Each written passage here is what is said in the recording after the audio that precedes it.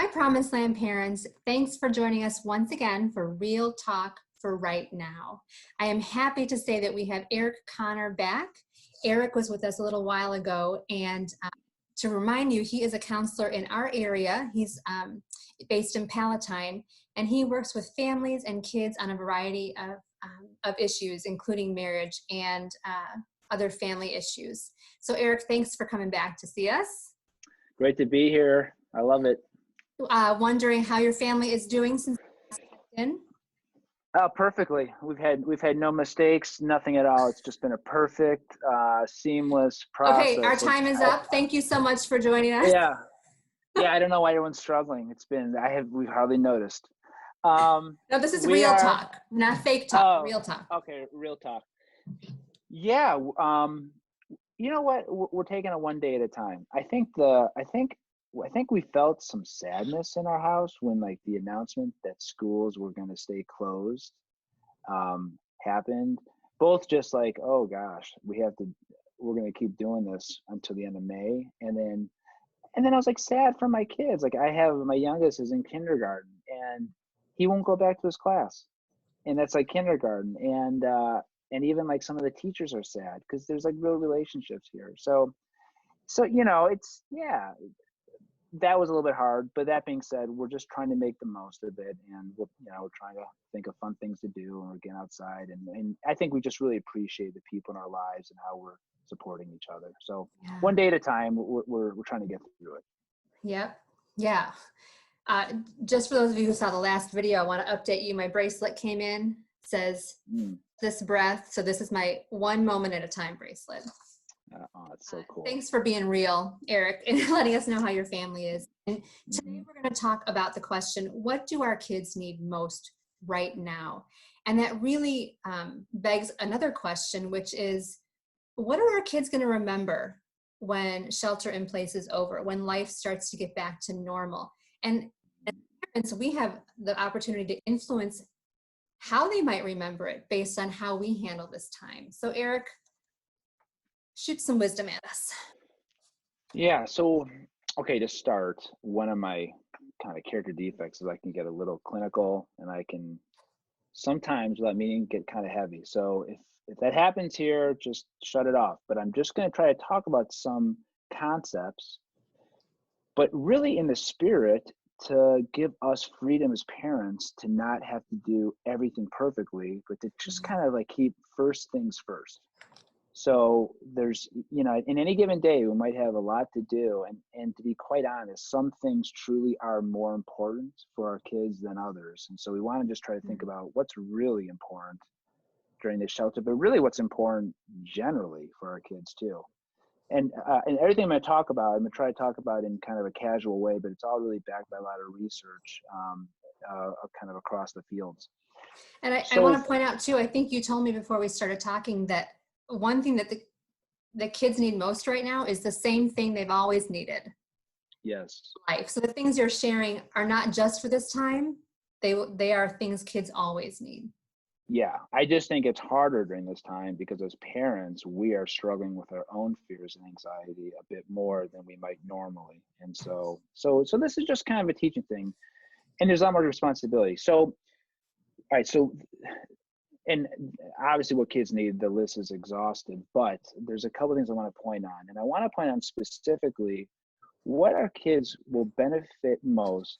And let's just actually go back to what you started with, Jennifer. Let's think about that question. How do we want our kids to remember this experience? And what a great way to frame it, and what a great question to let guide us. And so I'll speak for myself. I want my kids to remember this as a time where they enjoyed being home together. I want them to remember this as a time where we talked a lot about what was happening, but that they had things to look forward to, and that they're going to look back and feel like it was kind of a fun time too, where we broke some rules and all that. So that's a little bit of kind of what we're trying to do, and also while trying to get the appropriate work done in school. So, well, I was just going to ask you, what about the homework? Yeah. What if we don't get all the homework done, Eric? Yeah. So So what kids really need generally is they need parents that are present and emotionally available. And that means not just our physical presence, but hopefully that we are able to be attuned to them, which means that I can kind of sit with my kids and to some extent, I'm able to kind of get behind their eyeballs and to just know what's going on inside their head. So that makes kids feel connected to us. And when they feel connected to us, they feel safe because we are their primary attachments. Now, what gets in the way of me being able to do that is generally my own anxiety or my own fears or my own distractions in my head, or maybe I'm in my own kind of fight or flight place. Again, I don't want any judgment to come across this. We're all working. This is a one day at a time thing. And so we're in a period where I can really be in my head more often. I'm coming home and I'm thinking about all kinds of things related to the shelter and to my work and everything else. And so I'm really trying to work hard to come home, and I'm trying to release the anxiety before I come in the house. There's this phrase that we use that was taught to me by a colleague I worked with, and it's just great. But we say that kids they're terrible. I mean, they're amazing observers, but they're terrible interpreters. So a lot of times kids, they're going to kind of pick up when I'm in a different place, or my kids, they'll ask now sometimes, but they know when I'm kind of in my head, and they know when I'm there, but I'm not really there. So what I'm trying to do, what I'm encouraging other parents to do is, how do we keep anxiety low? And then how do we stay kind of emotionally available for our kids? So I'll pause there. Yeah. Okay. You mentioned what's behind their eyes. I have a coworker who will often walk up to me or other people in the Promised Land office, not now, but when we were in person, and she would look us right in the face and she would say, "Show me your eyeballs." And she would make us look her in the eye. And just that question helped me to become aware of, oh, I'm hiding something. Oh, I'm nervous about something. Do I want to be seen right now? Don't I want to be seen right now? But it always opened up communication because I felt safe enough with her to let her see my eyeballs and to talk about what was behind them. Yes, absolutely. That's great. So we can do that with our kids too. Just sit eyeball to eyeball and and it is, and like I said, if it was easy, we would be doing it all the time. But it can actually be quite hard sometimes to just like release what's going on in our head. So when, as parents, when we are in that place and we are having some of our own anxiety, there's two tools that I use that I kind of want to share. But one tool is I just try to, so number one, we call this metacognition, but we look at we think about what we're thinking about. And this is our self-talk. Sometimes we're really being hard on ourselves that we didn't finish like every math assignment for the day or some assignment. And we're judging ourselves as parents pretty harshly, and we're actually creating our own anxiety. So I want us to feel free that we don't have to do everything perfect. It's much better, in my opinion, that not every assignment or everything gets done perfectly in the day, but we keep anxiety low in the house. Like, keep anxiety low. And if you have a day where the kids feel like their anxiety is very low, but maybe structure wasn't great, maybe they played Xbox too long or whatever, just to kind of have this like, oh, well, we're doing our best. And just because, and sometimes clients that come in and their inner critic is so harsh. And I just remind them, you do remember that you're just doing the best you can do. And your heart is really good. And you are honestly, you mean no ill will. You're doing your best, because we have to let ourselves off the hook. Because if we don't, we will feel that fear. We might even get ourselves in a fight or flight. And then our kids are going to feel that too. And now no one wins. So there's a very big freedom, like, let's do our best. But if you don't do everything perfectly, but we're still kind of in a loving connection with our kids, that's probably a win for the day. Does that make sense? Absolutely. In fact, if I were listening to this, I would rewind and listen to that part once again, because through again, I'm going to call you Mr. Permission, with permission to let things go, permission to focus on what's important. And if the kids didn't get to their math homework or complete it, the phrase, oh, well, is much kinder to ourselves than that inner critic can be. So I'm going to let the phrase, oh, well, and use it a lot in my head and probably out verbally as well. Right. I mean, that's just kind of a way, because what I want to say, or what's my natural instinct is like, well, you are really messing up. You are failing big time. And that's just no good. And it's true. A lot of us, we have that inner critic, and we would never let someone speak to us the way we talk to ourselves. And so we do have to remind ourselves, and it's true for me, and it's true for you, Jennifer. Like I'm just doing my best. I really want the best things to happen. And I'm really, my heart is good and I want that. But I'm a work in progress too. And I do get scared sometimes, and I still get very anxious. And so I just keep doing my best with that. So we can say that to ourselves too. We don't have to wait for somebody else to tell us, you're doing your best. We can say to ourselves, I'm doing the best I can. I'm a work in progress. Yes. Okay. And that's actually, like, that's the one gift that we have as humans that really animals, no one else has. We can kind of step outside and we can have a conversation with ourselves. And it's amazing. It really works. You start to just try to, I tell people, think of someone who really loves you, and what would they say to you about this situation, and try to take in that truth for yourself. And it works. And then all of a sudden I feel my whole body begins to get less tense and loosens up, because I'm being kind to myself. And that lowers my anxiety, which I think the kids pick up on if I'm tense or anxious too. So it's good for everybody in the house. Yeah, kids, they're very aware. They're very attuned to kind of how we're doing, because we are their kind of primary bond. So that's really important, this attunement. And then the other thing that I just wanted to mention was that let's keep our kids grounded in reality. It's really, and this is really good to know as we get out of the shelter, it isn't helpful for kids to have to guess at what reality is. Meaning, it's okay to tell our kids, like, hey, I was a little irritable because this being at home, this isn't easy for me either, too. We want our kids to get the full picture. So so what kids need as well is an adequate grasp of what reality is. That's age appropriate.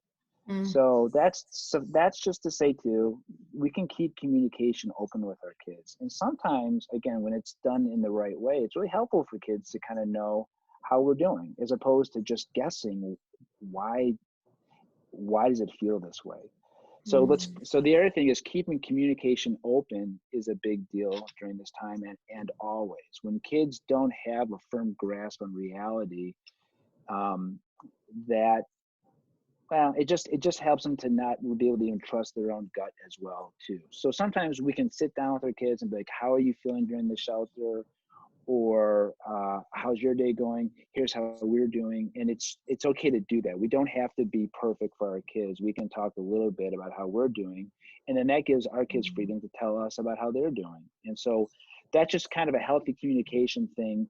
And we want to, there's a balance. We want to be there for our kids, and they do look to us as a little bit like a rock figure, but we can certainly tell them, sorry if I was a little irritable. Sorry if I was angry. I'm having a hard day too. I really can't wait till we can go and give each other hugs again with our neighbors or whatever the case may be. So that's the thing too, is just trying to keep things in reality and keeping the dialogue open. So attunement and and the emotional connection, and that's also based on keeping the communication open between us, so that our kids have a good grasp of what reality is, and they don't have to guess at like why people are being in a certain way. If I'm asking my child, how are you doing in this time? And they really don't want to talk about it, or I'm sensing that they're caring a lot, what can I as a parent do to help? Well, I wouldn't force it. I would say, I think it's good to give our kids space too, and their own privacy. If they would say I'm fine, then we can just, that's okay. We can hear that and we can let that go, but we just say, if you ever want to talk about anything, I would be more than happy to talk with you about how you're doing. And a lot of times kids are like, oh gosh, I'm fine. But it's nice. We just want our kids to know that they can come to us with their Mm, feelings. That's also a huge principle for childhood. Most addictions and a lot of things form, again, this is where Eric can get kind of heavy, so watch out, everyone. But a lot of times that stuff can form when there's these systemic things where kids just generally feel like they can't go to parents for their deepest needs, and they start to look mm, for substitutes. So it's just, a lot of times our kids like, we're fine, we're fine. I mean, I'm a therapist, so they're probably so annoyed by me asking them how they're doing. But we just want to keep that open so they know that they can come to us, if they yeah. want to or need to.